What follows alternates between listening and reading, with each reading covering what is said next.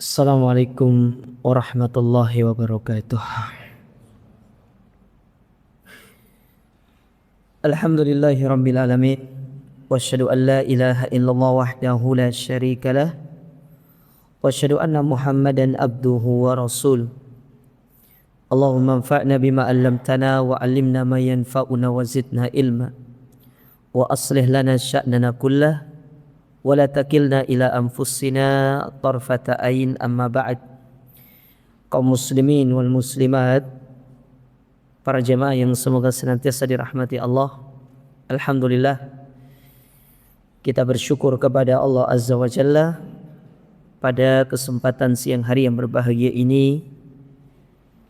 Allah Ta'ala masih memudahkan kita untuk melaksanakan salah satu dari kewajiban kita, salat zuhur secara berjamaah, dalam kondisi kita sedang melaksanakan ibadah puasa Ramadan. Dan semoga seluruh amal ibadah yang kita lakukan di bulan yang penuh dengan keberkahan ini dicatat oleh Allah Ta'ala sebagai amal soleh yang akan memperberat timbangan amal kebaikan kita di akhirat.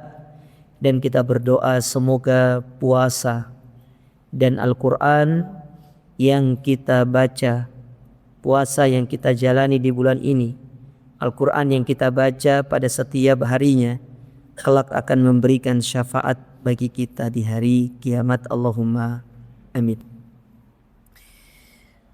Masyarul muslimin, para jamaah dirahmati serta dimuliakan oleh Allah, kita melanjutkan kembali kajian kita dari hadis Arba'in An-Nawawiyah, dan sekarang kita masuk ke hadis yang ke-9. Hadis yang ke-9 ini diriwayatkan dari sahabat yang mulia Abu Hurairah radhiyallahu taala anhu. Abu Hurairah itu adalah kunyah, sedangkan nama asli beliau adalah Abdurrahman ibn Sakhar ad-Dausi. Jadi nama beliau adalah Abdurrahman, nama bapaknya adalah Sakhar, dan beliau dari kabilah Daus. Beliau sahabat Ansor, sahabat yang masuk Islam di kota Madinah, dan beliau masuk Islam itu sekitar 3 tahun menjelang Rasulullah SAW wafat.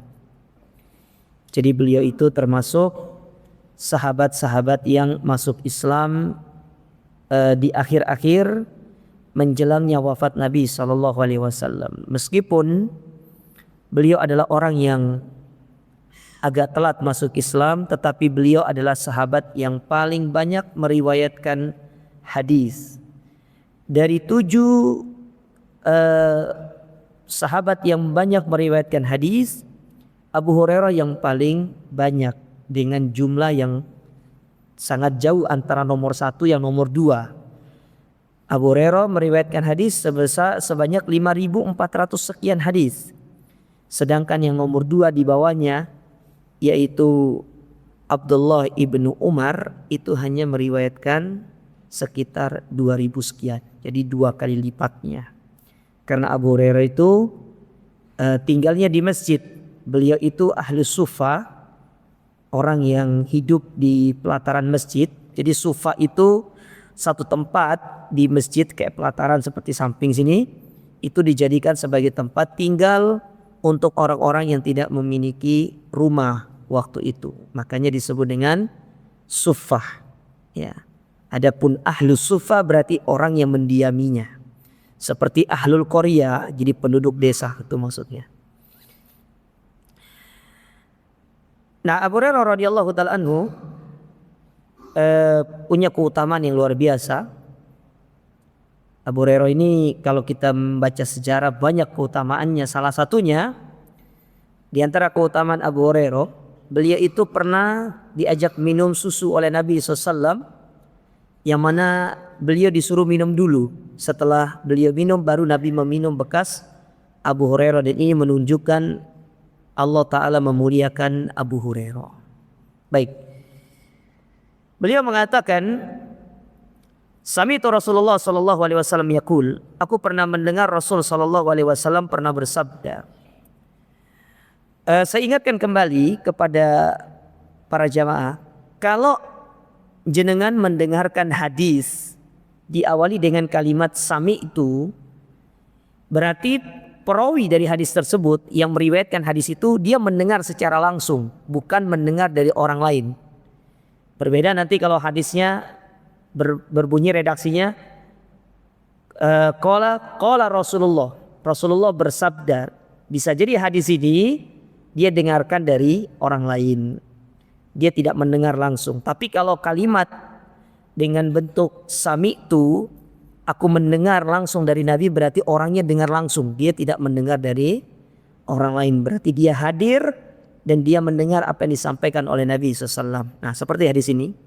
Abu Hurairah mengatakan, aku mendengar Rasul SAW bersabda, "Ma nahaitukum anhu fajtanibu wa ma amartukum bihi fa'tu minhu mastata'tum.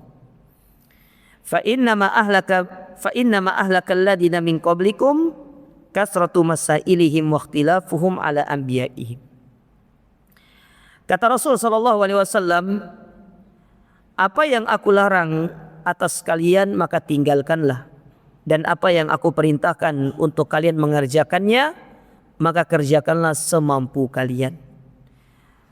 Sesungguhnya yang menyebabkan umat-umat terdahulu sebelum kalian itu binasa, yaitu mereka banyak bertanya yang tidak ada manfaatnya dan suka menentang apa yang menjadi perintah-perintah dari Nabi mereka. Perhatikan hadis ini jemaah. Hadis ini menyebutkan beberapa hal. Yang pertama, menyebutkan tentang perintah, bahwasanya Allah Subhanahu wa taala dan Rasulnya memerintahkan kepada kita berbagai macam kebaikan. Nah, adapun kaidah perintah itu, Nabi mengatakan di sini, fa'tu minhu mastata'tum, lakukanlah perintah tersebut semampu kalian. Kenapa Nabi SAW mengatakan lakukan semampu kalian? Yang pertama, ini seperti yang Allah katakan dalam Al-Quran. Ya, kata Allah Ta'ala, fattaqullaha mastata'tum, dan bertakwalah kalian kepada Allah semampu kalian.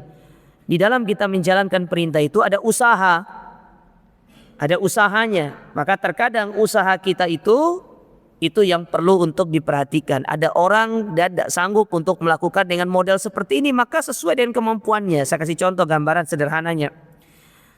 Salat misalkan, salat itu rukunnya adalah berdiri. Salat wajib ya. Kalau salat sunnah berdiri bukan rukun. Tapi kalau salat wajib berdiri itu rukun. Makanya kalau orang yang salat wajib dia mampu berdiri tapi dia memilih untuk duduk, salatnya tidak sah, batal. Berbeda dengan salat sunnah. Salat sunnah berdiri itu tidak wajib. Meskipun kita mampu berdiri, tetapi kalau kita memilih untuk sholat sambil duduk, itu tidak ada masalah. Itu tidak membatalkan sholat.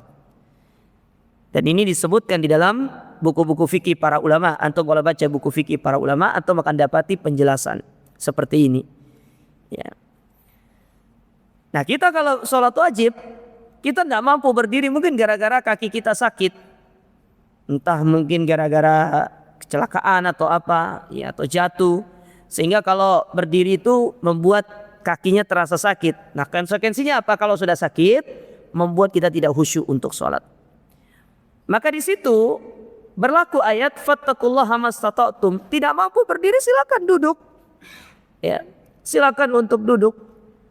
Karena kehusyuan ibadah itu lebih diutamakan untuk diperhatikan oleh seorang hamba di samping atau dibandingkan dengan dia berdiri, yang mana berdiri tadi akan membuat kakinya terasa sakit dan itu akan mengganggu konsentrasi dia ibadah. Maka Islam datang untuk memberikan kemudahan, silakan duduk. Baik duduk dengan menggunakan kursi ataupun duduk yang lainnya. Ya. Dan perhatikan ketika antum duduk sambil sholat dengan menggunakan kursi, ya, banyak di antara kita yang masih keliru dalam prakteknya. Yang bergerak itu kepala doang, tidak usah badannya. Ya, kita kalau sholat itu, kalau ruku itu suka ikut badannya juga, tidak usah, cukup kepalanya saja. Jadi ketika kita ruku agak turun dikit. Kalau sujud turunnya lebih pendek lagi daripada rukunya. Jadi tidak perlu tubuhnya. Termasuk ini bisa digunakan ketika sholat di atas kendaraan yang kita duduk tidak bisa berdiri, kayak sholat di atas pesawat misalkan. Sholat di atas bus yang itu ramai, kita tidak bisa sholat sambil berdiri. Nih, banyak di antara kita yang keliru dalam prakteknya, karena yang diajarkan di dalam sunnah Nabi SAW itu hanya kepalanya yang bergerak, adapun tubuhnya tidak. Ya, tubuhnya tidak. Jadi sudah takbir seperti biasa, Allahu Akbar. Nanti kalau rukunya kepalanya dikit aja diturunkan, i'tidal ya lurus. Kalau sujud agak turun lagi, seperti itu saja. Tidak perlu kemudian tubuhnya. Ya. Kenapa tidak usah tubuhnya? Khawatirnya kata para ulama, kalau tiba-tiba kendaraan itu ngerem mendadak, antum jatuh ke depan. Ya. Dan ternyata di depan itu ada kursi, kepala antum terkena kursi tersebut, itu bisa menyebabkan cedera. Jadi ada nilai itunya diperhatikan oleh para ulama, bukan hanya sebatas, termasuk oleh Nabi SAW, bukan hanya sebatas kenapa disyariatkannya hanya kepala saja. Dan itu sudah dipikirkan oleh Allah Ta'ala, dan itu sudah hikmah daripada disyariatkan gitu loh. Kita cukup menjalankan dengan baik apa yang Allah perintahkan. Nah, itu contoh kemudahan dalam ibadah puasa misalkan. Seperti antum yang pergi safar atau mungkin dalam kondisi sakit misalkan tidak bisa untuk berpuasa, maka jangan dipaksa diri untuk berpuasa. Maka silakan untuk berbuka, nanti kalau sudah sembuh silakan untuk mengqadha puasanya. Itulah kemudahan yang Allah berikan kepada agama ini. Makanya Allah Ta'ala dan Rasulnya mengatakan, fa'tu minhum mastata'tum. Lakukan semampu kalian. Ya, semampu kalian untuk menjalankan ibadah yang Allah perintahkan. Segala perintah itu lakukan semampu kalian. Dalam bab wudu, ya, termasuk dalam bab wudu. Makanya kenapa di dalam fikih-fikih para ulama dibagi, ada rukun, ada rukun, ada wajib, ada sunnah. Rukun sesuatu yang tidak boleh ditinggalkan. Kalau wajib boleh ditinggalkan, tapi harus mengganti. Kalau sunnah tidak usah diganti, ditinggalkannya monggo, dikerjakan dapat pahala, kan begitu. Nah, banyak kadang-kadang kita dapati suatu kondisi kita itu dihadapkan dengan satu ibadah yang harus kita lakukan, tapi kita kesulitan melakukan dengan sempurna, maka silakan lakukan semampu kita. Kayak misalkan berwudu lagi. Kita berwudu, di antara kemudahan kita berwudu itu syariat memberikan kemudahan masul hufain istilahnya. Mengusap sepatu dengan catatan sebelum memakai kaos dan sepatu itu dalam kondisi sudah berwudu. Nanti kalau batal tidak perlu dilepas sepatunya. Cukup berwudu seperti biasa, giliran bagian kaki itu diusap bagian atasnya. Itu di antara kemudahan yang Allah berikan kepada kita sebagai hamba. Ya, oleh karenanya kemudahan-kemudahan ini jangan disalahartikan bahwa agama Islam ini meremehkan. Tidak, itu adalah kemudahan karena Allah mengetahui ke depan itu kita akan sangat sulit untuk menjalankan ibadah. Ada kondisi-kondisi kita itu sulit untuk melakukan ibadah secara sempurna, maka datanglah kemudahan, dan ini diantara kasih sayang Nabi SAW.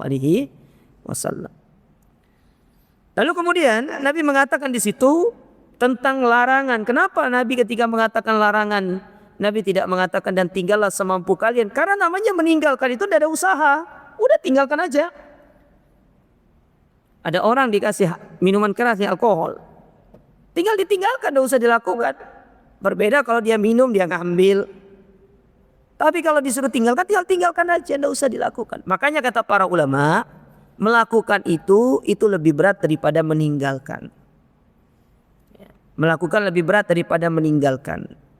Namun kenyataannya sekarang justru baik melakukan dan meninggalkan sama-sama berat. Kenapa itu terjadi? Karena kurang iman kita kepada Allah Ta'ala. Kita masih kurang membangun rasa yakin kepada Allah. Kalau kita meninggalkan hal-hal yang diharamkan itu, Allah akan mengganti dengan yang lebih baik. Itu masih banyak yang kita tidak percaya dengan Allah. Kita masih suka suudzon.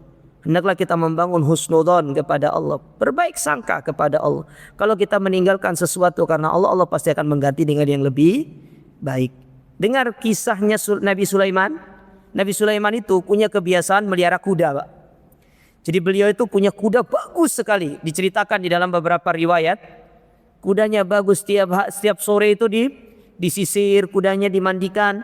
Satu ketika karena hobi dia itu memelihara kuda, Nabi Sulaiman ini dia sempat tertinggal sholat asar. Jadi kudanya menjadikan dia lalai sholat asar. Apa yang dilakukan Nabi Sulaiman dengan kudanya? Digorok kudanya, disembelih. Kata Nabi Sulaiman, ini yang membuat aku lalai dari sholat asar, digorok. Tahu apa yang kemudian diberi oleh Allah Ta'ala kepada Nabi Sulaiman? Karena dia meninggalkan kuda tersebut karena Allah, maka Allah pun menjadikan Nabi Sulaiman satu-satunya manusia yang bisa menaiki awan. Allah ganti, itu asbabul wurudnya begitu. Kenapa bisa Nabi Sulaiman itu naiki awan? Karena dia ninggalin kuda. Makanya diganti dengan kendaraan yang lebih cepat. Ya, lebih cepat. Tapi itu khusus para nabi ya. Kalau kita sekarang kayaknya sulit naiki awan gitu kan ya. Kecuali kalau antum naik pesawat. Itu pun antum nabrak awan, bukan naiki awan, itu nabrak kali. Ini Nabi Sulaiman naik awan. Kalau kita biasa melihat mungkin, itu kan cuma sekedar animenya Dragon Ball, Ustaz. Ini benar nyata naik awan. Tidak ada yang pernah naik awan kecuali Nabi Sulaiman.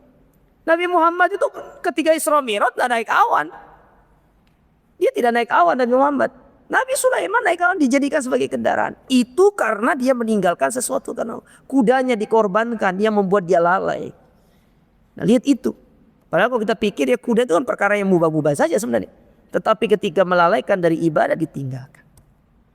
Nah, kita sama, tinggalkan yang haram, tinggalkan yang dilarang, nanti Allah akan mengganti dengan yang lebih baik. Dan Allah sudah berikan sebuah garansi di dalam Al-Quran. Kata Allah Ta'ala, wa man yuhajir fi sabilillah yajid fil ardi muragaman katsira wasa. Orang yang meninggalkan sesuatu karena Allah, maka pasti Allah Subhanahu wa taala akan mengganti dengan yang lebih baik. Yang terakhir yang disebutkan di sini, bahwasanya di antara perkara yang membuat umat-umat terdahulu itu binasa, yang pertama adalah banyak bertanya hal-hal yang tidak bermanfaat.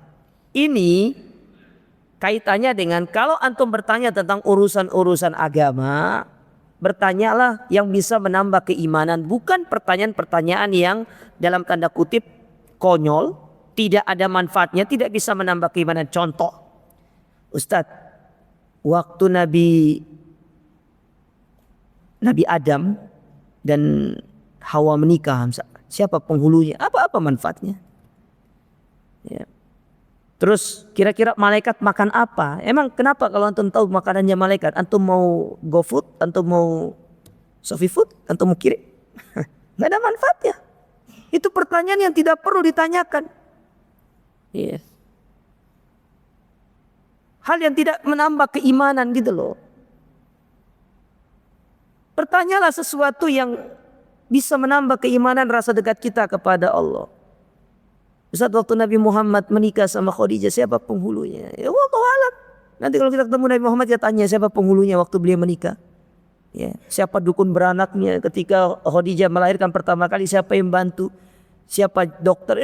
Apa manfaatnya? Tidak ada manfaatnya. Pertanyaan itu yang berkelas gitu loh. Yang bisa menambah. Memang kita tidak paham. Dan itu kalau kita bertanya, kita ingin melakukan hal tersebut.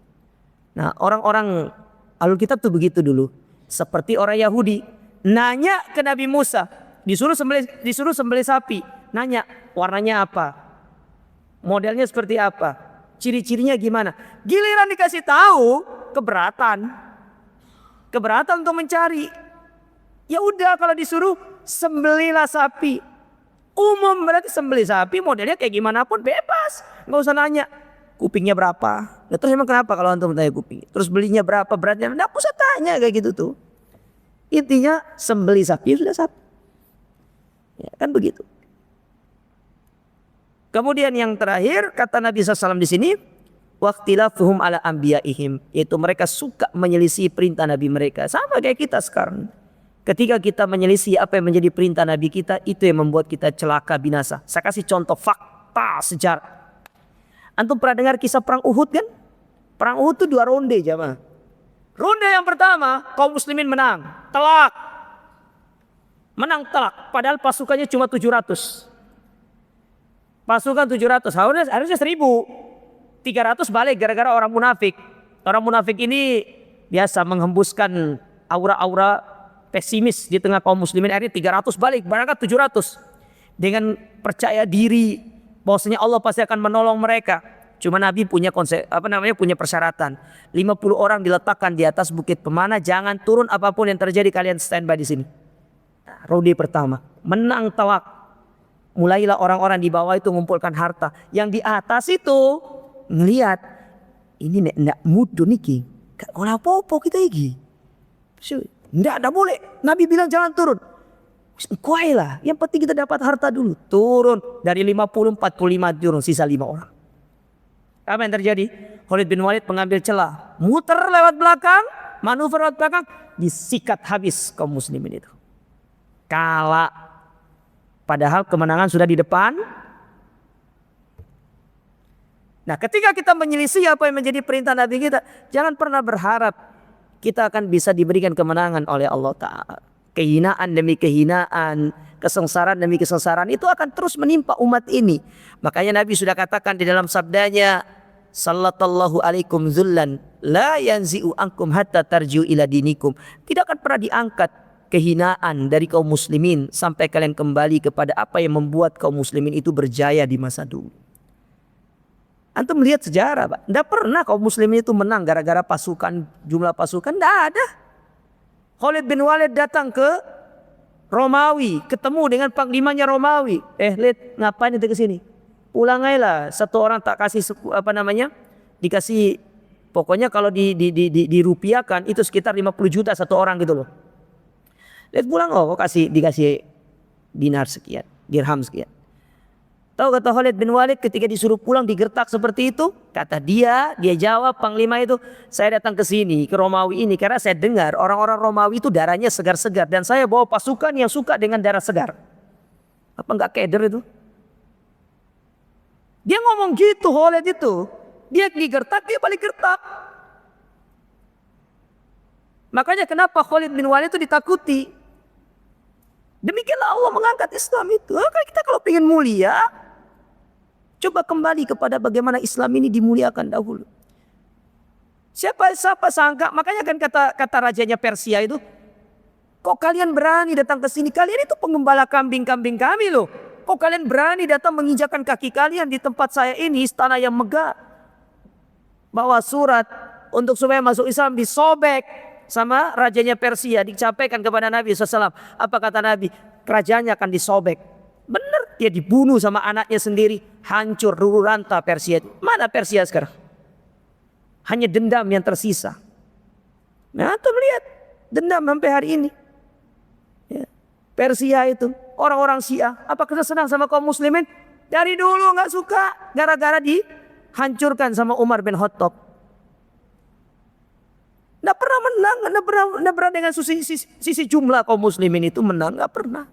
Ketaatan, ketundukan kepada syariat itulah yang membuat kita menang. Nah kalau hari ini kita pengen menang, sih nggak poso gitu loh, dengan alasan kita cari nafkah, semua cari nafkah aja mah. Emang dia tok yang cari nafkah, kita semua cari nafkah. Kita kalau mau ngomong sulit-sulit, para sahabat di perang Badar itu dia puasa dalam kondisi perang, tidak dikasih udzur sama Nabi, tetap puasa, nggak puasa, perang di puasa. Dengan kondisi suhu pada waktu 50 derajat. Nah sekarang kita ini, walhamdulillah, puasa tahun ini hujannya banyak. Tidak terlalu, jangan kerja di bawah AC kok. Saya heran gitu loh. Gimana kita mau dimenangkan, gimana negeri kita mau aman, mau damai, gimana negeri kita mau makmur, gimana negeri kita ini mau sejahtera. Yang menyebabkan sejahteranya negeri itu kita hilangkan dari negeri ini. Maka kita mulai dari diri kita. Ayo kita terapkan Islam ini dengan kafah. Sebagaimana Allah mengatakan, udkhulu fis-silmi kafah. Masuk ke dalam agama Islam ini secara totalitas. Islam itu bukan agama yang saklek. Siapa bilang agama saklek? Kalau bilang agama saklek, sini. Ngopi sama saya. Saya ajarkan antum agama Islam itu tidak saklek jemaah. Tidak ada Islam itu saklek. Islam itu agama yang paling gampang, paling mudah. antum bandingkan cara bertobat dengan orang Yahudi di zamannya Nabi Musa. Di zaman Nabi Musa itu kalau mau tobat bunuh diri. Seperti yang dilakukan oleh orang-orang Jepang hari ini. Ya toh? Orang-orang Jepang itu kalau mau tobat bunuh diri. Itu dulu dilakukan oleh Nabi Musa. Tapi tidak dengan umat ini. Umat ini kalau pengen tobat cukup nyesal, menangis, bertobat, tinggalkan perbuatan, selesai. Semoga kita bisa menerapkan agama ini dengan baik. Dan semoga Allah subhanahu wa ta'ala mengembalikan kajian Islam ini. Sehingga kita bisa merasakan dampak dari kajian Islam itu kesejahteraan satu negeri, kemakmuran satu negeri. Dan semoga Allah menjaga negeri ini, memberikan kepada pemimpin-pemimpin kita amanah menjalankan tugas dengan sebaik-baiknya sehingga menjadikan rakyatnya aman, damai, sentosa. Wallahu a'lam bishawab. Kita akhiri dengan doa kafaratul majlis. Subhanakallahumma rabbana bihamdika asyhadu an la ilaha illa anta astaghfiruka wa atubu ilaik. Assalamualaikum warahmatullahi wabarakatuh.